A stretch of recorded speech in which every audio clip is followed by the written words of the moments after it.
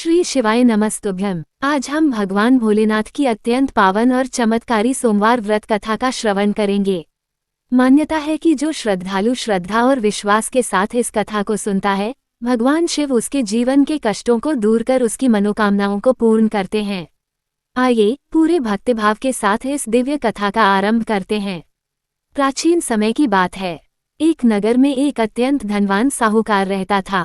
उसके पास धन दौलत, मान सम्मान और किसी भी प्रकार के सुख साधनों की कोई कमी नहीं थी।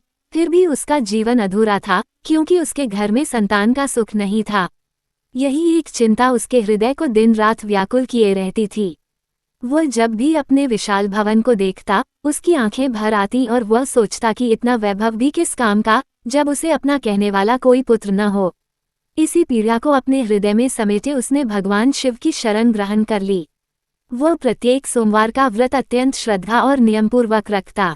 प्रातःकाल स्नान करके भगवान शिव और माता पार्वती का पूजन करता, शिवलिंग पर जल, बेलपत्र और पुष्प अर्पित करता तथा संध्या समय घी का दीपक जलाकर हाथ जोड़कर बड़ी विनम्रता से प्रार्थना करता, हे भोलेनाथ, मेरे जीवन का सूना आंगन भी अपनी कृपा से भर दीजिए। मैं आपकी शरण में आया हूँ, मुझे कभी निराश मत कीजिए। उसकी भक्ति में किसी प्रकार का दिखावा नहीं था। वह केवल सच्चे मन से अपने आराध्य को याद करता था। समय बीतता गया, लेकिन उसकी श्रद्धा कभी कम नहीं हुई। कैलाश पर्वत पर विराजमान माता पार्वती प्रतिदिन उस साहूकार की भक्ति देखती और उसके निष्कपट प्रेम से उनका हृदय द्रवित हो उठा। एक दिन उन्होंने भगवान शिव से कहा, हे प्रभु, ये साहूकार आपका परम भक्त है। प्रत्येक सोमवार पूरे विधि विधान से आपकी आराधना करता है। इसके मन में आपके प्रति अटूट विश्वास है। मुझे लगता है कि अब आपको इसकी मनोकामना पूर्ण कर देनी चाहिए। भगवान शिव मुस्कुराए और बोले, हे गौरी, ये संसार कर्मों का क्षेत्र है। यहाँ प्रत्येक जीव अपने कर्मों के अनुसार ही फल प्राप्त करता है। जैसे किसान खेत में जैसा बीज बोता है, समय आने पर वैसे ही फसल काटता है, उसी प्रकार मनुष्य को भी अपने कर्मों का फल अवश्य मिलता है। इस साहूकार के भाग्य में संतान सुख का योग नहीं है, इसलिए इसे अब तक संतान की प्राप्ति नहीं हुई। भगवान शिव के यह वचन सुनकर भी माता पार्वती का हृदय उस भक्त के लिए करुणा से भर गया। उन्होंने पुनः विनम्र स्वर में कहा, हे महादेव, आप तो भोलेनाथ हैं। अपने भक्तों की पुकार सुनना आपका स्वभाव है। जो भक्त पूरे विश्वास के साथ आपकी शरण में आता है, उसे कभी खाली हाथ नहीं लौटाते। यदि आपके सच्चे भक्त की प्रार्थना भी अधूरी रह जाए, तो उसके हृदय को कितना कष्ट होगा। कृपा करके इस पर अपनी दया दृष्टि अवश्य कीजिए।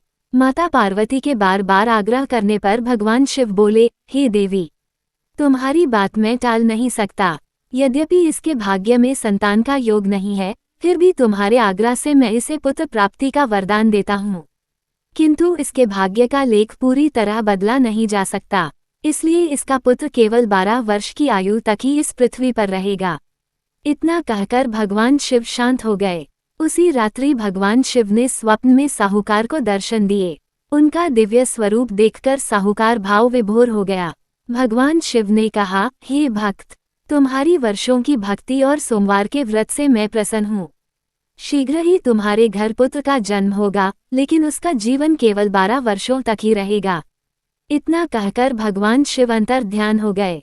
प्रातःकाल जब साहूकार की आंख खुली तो उसका हृदय एक ओर अपार आनंद से भर गया, तो दूसरी ओर भविष्य की चिंता से भारी हो उठा। फिर भी उसने भगवान शिव के निर्णय को प्रसाद मानकर स्वीकार कर लिया और पहले से भी अधिक श्रद्धा के साथ सोमवार का व्रत और शिव पूजा करता रहा। कुछ समय बाद भगवान शिव की कृपा से साहूकार की पत्नी गर्भवती हुई। उचित समय आने पर उसने एक अत्यंत सुंदर और तेजस्वी बालक को जन्म दिया। पूरे घर में आनंद छा गया। दान दक्षिणा दी गई, ब्राह्मणों को भोजन कराया गया और नगर के लोगों ने भी इस शुभ अवसर पर साहूकार को शुभकामनाएं दी। सभी लोग उस बालक को भगवान शिव का आशीर्वाद मान रहे थे, लेकिन साहूकार के हृदय में भगवान शिव के वचन बार बार गूंज रहे थे। वह अपने पुत्र को प्रेम से देखता, फिर उसकी आंखें नम हो जातीं।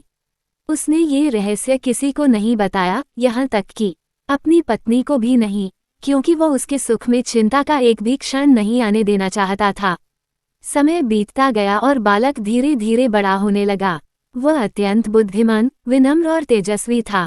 उसकी मधुर वाणी और सरल स्वभाव से सभी लोग प्रसन्न रहते थे। जब वह शिक्षा ग्रहण करने योग्य हुआ, तब उसकी माता ने प्रेमपूर्वक साहूकार से कहा कि अब हमारे पुत्र का यज्ञोपवीत संस्कार कर देना चाहिए, जिससे वह विधिपूर्वक विद्या प्राप्त करने के लिए गुरुकुल जा सके। साहूकार अपनी पत्नी की बात सुनकर कुछ क्षण मौन रहा। उसके मन में बार बार भगवान शिव के वे वचन स्मरण हो रहे थे, जिनमें उन्होंने पुत्र की अल्पायु का संकेत दिया था। वह चाहता था कि उसका पुत्र जितना समय इस संसार में रहे, वह ज्ञान, संस्कार और पुण्य से परिपूर्ण जीवन जिए। इसलिए उसने यज्ञोपवीत संस्कार कराने का विचार कुछ समय के लिए टाल दिया और अपने साले अर्थात बालक के मामा को बुलवाया। जब मामा आए तो साहूकार ने उनका आदर सत्कार किया और उन्हें पर्याप्त धन देकर कहा, इस बालक को अपने साथ काशी ले जाए, वहां इसे श्रेष्ठ आचार्यों से शिक्षा दिलाए। लेकिन एक बात का विशेष ध्यान रखना, यात्रा के दौरान जहां भी उचित अवसर मिले वहां यज्ञ कराना, ब्राह्मणों को भोजन कराना और यथाशक्ति दान दक्षिणा अवश्य देना। इससे भगवान शिव की कृपा सदैव इस पर बनी रहेगी। मामा ने साहूकार की बात सहर्ष स्वीकार कर ली और कुछ ही दिनों बाद दोनों काशी की ओर प्रस्थान कर गए। यात्रा के दौरान वे जिस भी नगर या गांव में रुकते, वहां विधिपूर्वक यज्ञ कराते, ब्राह्मणों का सम्मान करते, उन्हें भोजन कराते और दान देकर आगे बढ़ जाते। बालक भी बड़े प्रेम और श्रद्धा से इन सभी धार्मिक कार्यों में भाग लेता। उसकी विनम्रता और मधुर व्यवहार से सभी लोग प्रसन्न हो जाते और उसे हृदय से आशीर्वाद देते। एक दिन यात्रा करते करते वे एक बड़े नगर में पहुंचे। उस नगर में उस समय उत्सव जैसा वातावरण था। चारों ओर साज सज्जा हो रही थी, बाजे बज रहे थे और राजमहल को सुंदर ढंग से सजाया गया था। पूछने पर ज्ञात हुआ कि वहां के राजा अपनी पुत्री का विवाह एक राजकुमार के साथ करने वाले हैं, किंतु उस राजकुमार की एक आंख से दिखाई नहीं देता था। दूल्हे के पिता को भय था कि यदि कन्या पक्ष को ये बात विवाह से पहले पता चल गई तो वे ये संबंध स्वीकार नहीं करेंगे। इसी चिंता में वो कोई उपाय सोच रहा था। तभी उसकी दृष्टि साहूकार के तेजस्वी और सुंदर पुत्र पर पड़ी। उसके मन में एक योजना आई।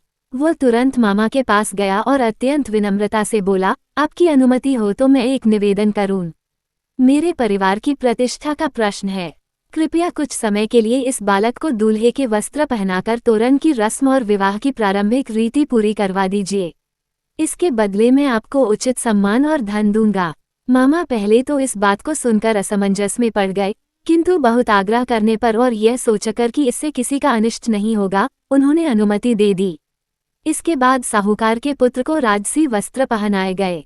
उसके सिर पर सेहरा सजाया गया और उसे घोड़े पर बैठाकर बड़े सम्मान के साथ तोरण की रस्म के लिए ले जाया गया। जो भी उसे देखता, उसकी सुंदरता और तेज की प्रशंसा किए बिना नहीं रह पाता। सभी लोग यही समझ रहे थे कि वही वास्तविक दूल्हा है। तोरण की रस्म सकुशल संपन्न हो गई। इसके बाद जब विवाह की मुख्य रस्मों का समय आया, तब दूल्हे के पिता ने पुनः मामा और साहूकार के पुत्र से विनती की कि अब विवाह के फेरे भी आप ही पूरे कर लीजिए। यदि इस समय ये बात प्रकट हो गई तो दोनों परिवारों की बहुत बदनामी होगी।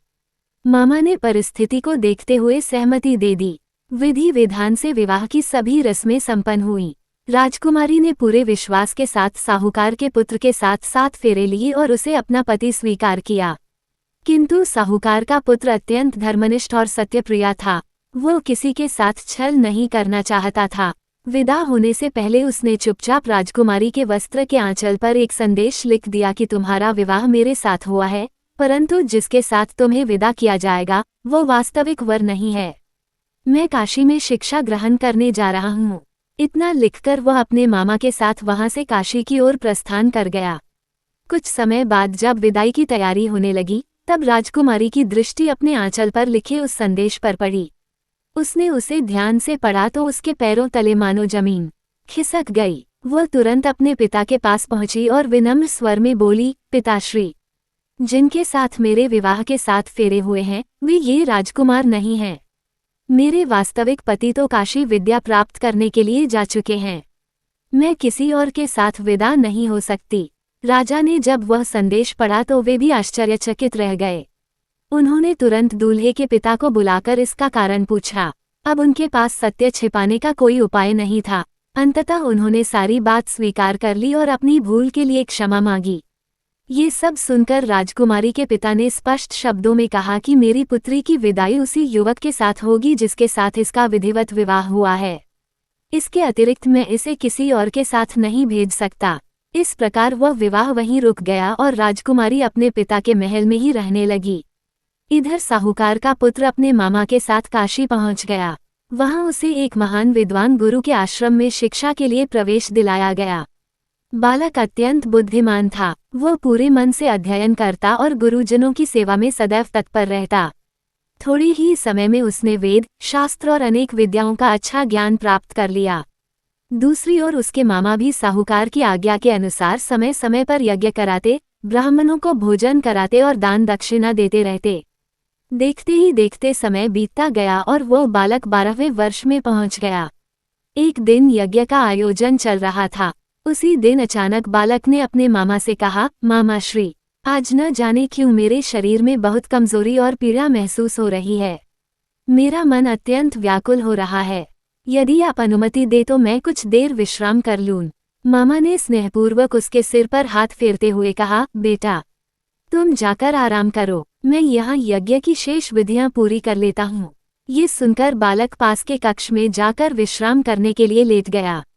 कुछ ही समय बाद भगवान शिव के वचन सत्य सिद्ध हुए और उसी कक्ष में शांत भाव से उसने अपने प्राण त्याग दिए। उधर मामा यज्ञ की पूर्णाहुति और ब्राह्मणों के सत्कार में लगे रहे। उन्होंने किसी प्रकार का कार्य अधूरा नहीं छोड़ा, क्योंकि वे जानते थे कि धार्मिक कार्य बीच में छोड़ना उचित नहीं होता। जब यज्ञ पूर्ण हो गया, ब्राह्मणों ने भोजन कर लिया और सभी अतिथि विदा हो गए, तब मामा अपने भांजे को बुलाने के लिए उस कक्ष में पहुंचे। जैसे ही मामा उस कक्ष में पहुंचे, उन्होंने देखा कि उनका प्रिय भांजा निश्चल पड़ा हुआ है। उन्होंने उसे कई बार आवाज दी, उसके सिर पर हाथ फेरा, किंतु उसके शरीर में कोई हलचल नहीं हुई। ये दृश्य देखते ही उनका हृदय शोक से भर उठा। उनकी आंखों से आंसू बहने लगे, परंतु उन्होंने स्वयं को किसी प्रकार संभाला। उन्हें साहूकार की वह बात याद आ गई और भगवान शिव के वरदान का रहस्य भी स्मरण हो आया। वे समझ गए कि अब वही समय आ गया है जिसका भय वर्षों से साहूकार के मन में था। कुछ देर तक वे अपने भांजे के चरणों के पास बैठकर मौन होकर भगवान शिव का स्मरण करते रहे। फिर उनका दुख बांध तोड़कर बाहर आ गया और वे फूट फूट कर विलाप करने लगे। उसी समय संयोगवश भगवान शिव और माता पार्वती उसी मार्ग से गुजर रहे थे। माता पार्वती के कानों में किसी के करुण क्रंदन की आवाज पड़ी। उनका हृदय दया से भर उठा। उन्होंने भगवान शिव से कहा, हे प्रभु, किसी दुखी मनुष्य का विलाप सुनाई दे रहा है। ऐसा प्रतीत होता है कि उसके जीवन में बहुत बड़ा दुख आ पड़ा है। कृपा करके चलकर देखिए, कहीं उसे आपकी सहायता की आवश्यकता तो नहीं है। भगवान शिव माता पार्वती के साथ उस स्थान पर पहुंचे। वहां उन्होंने मामा को अपने मृत भांजे के पास विलाप करते देखा। माता पार्वती की दृष्टि जैसे ही उस बालक पर पड़ी, वे तुरंत उसे पहचान गईं। उन्होंने आश्चर्य से भगवान शिव की ओर देखते हुए कहा, हे महादेव, ये तो वही साहूकार का पुत्र है जिसे आपने मेरे आज्ञा पर पुत्र रूप में जन्म लेने का वरदान दिया था। आज इसकी आयु पूर्ण हो गई है। ये सोचकर उनका हृदय करुणा से भर उठा। उन्होंने अत्यंत विनम्रता से भगवान शिव से कहा, प्रभु, इस बालक के माता पिता ने इसे पाने के लिए वर्षों तक आपकी आराधना की, सोमवार के व्रत किए और अटूट विश्वास रखा। यदि अब यह उनसे सदा के लिए बिछड़ गया तो वे ये दुख सह नहीं पाएंगे। उनकी सारी आशाएं टूट जाएंगी। कृपा करके इस बालक को पुनः जीवन प्रदान कीजिए। माता पार्वती के करुणामय वचन सुनकर भगवान शिव प्रसन्न हुए। उन्होंने उस बालक के मस्तक पर अपना वरदहस्त रखा और अमृत समान कृपा दृष्टि उस पर बरसा दी। अगले ही क्षण एक अद्भुत चमत्कार हुआ। बालक के शरीर में फिर से प्राणों का संचार होने लगा। उसकी बंद आंखें धीरे धीरे खुली और वो उठकर बैठ गया, मानो गहरी नींद से जागा हो। यह अलौकिक दृश्य देखकर मामा की आंखों से आनंद के आंसू बहने लगे। वे भगवान शिव और माता पार्वती के चरणों में गिर पड़े और बार बार उनका धन्यवाद करने लगे। भगवान शिव ने उन्हें आशीर्वाद दिया और दोनों अंतर्ध्यान हो गए। इसके बाद मामा और उनका भांजा भगवान शिव की असीम कृपा का स्मरण करते हुए अपने नगर की ओर लौटने लगे। यात्रा करते करते वे उसी नगर में पहुंचे जहां कुछ वर्ष पहले राजकुमारी के साथ उस बालक का विवाह हुआ था। जब वे उस नगर में पहुंचे तो वहां के राजा की दृष्टि साहूकार के पुत्र पर पड़ी। उन्होंने उसे तुरंत पहचान लिया। राजा अत्यंत प्रसन्न हुए और बड़े आदर के साथ मामा भांजे को अपने महल में ले गए। राजमहल में उनके स्वागत की भव्य व्यवस्था की गई।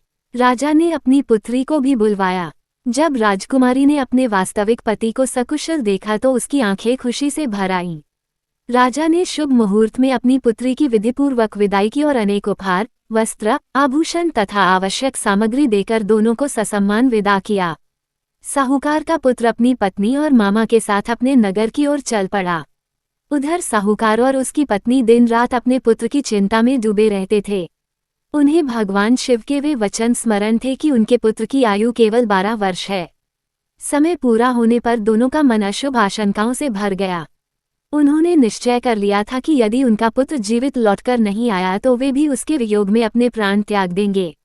वे प्रतिदिन घर की छत पर बैठकर दूर तक आने जाने वाले मार्ग को निहारते रहते और भगवान शिव से प्रार्थना करते कि किसी प्रकार उनका पुत्र सकुशल लौट आए। उसी समय दूर से मामा, साहूकार का पुत्र और उसकी पत्नी दिखाई दिए। पहले तो साहूकार को अपनी आंखों पर विश्वास ही नहीं हुआ। जब उसका पुत्र निकट आया तो वह दौड़कर उसे गले से लगा लिया। उसकी पत्नी ने भी अपने पुत्र को सीने से लगा लिया और दोनों की आंखों से आनंद के आंसू बहने लगे।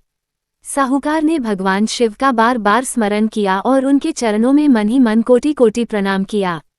जब मामा ने पूरी घटना सुनाई कि किस प्रकार भगवान शिव और माता पार्वती की कृपा से मृत बालक को पुनः जीवन प्राप्त हुआ, तब साहूकार और उसका पूरा परिवार भाव विभोर हो गया। उन्होंने भगवान शिव का विशेष पूजन कराया, ब्राह्मणों को भोजन कराया, दान दक्षिणा दी और पूरे नगर में प्रसाद का वितरण कराया। उस दिन से साहूकार के घर में सुख, शांति और समृद्धि का वास हो गया। उसका पुत्र और पुत्रवधू भी धर्म और सदाचार के मार्ग पर चलते हुए आनंदपूर्वक जीवन व्यतीत करने लगे। कहा जाता है कि जो श्रद्धालु भगवान शिव पर अटूट विश्वास रखकर प्रत्येक सोमवार का व्रत करता है, विधिपूर्वक उनकी पूजा करता है और इस पावन सोमवार व्रत कथा का श्रद्धापूर्वक श्रवण या पाठ करता है, भगवान भोलेनाथ उसकी सभी मनोकामनाएं पूर्ण करते हैं, उसके जीवन के संकट दूर करते हैं और उस पर अपनी असीम कृपा सदैव बनाए रखते हैं। भगवान शिव और माता पार्वती की कृपा हम सभी पर सदैव बनी रहे। हर हर महादेव।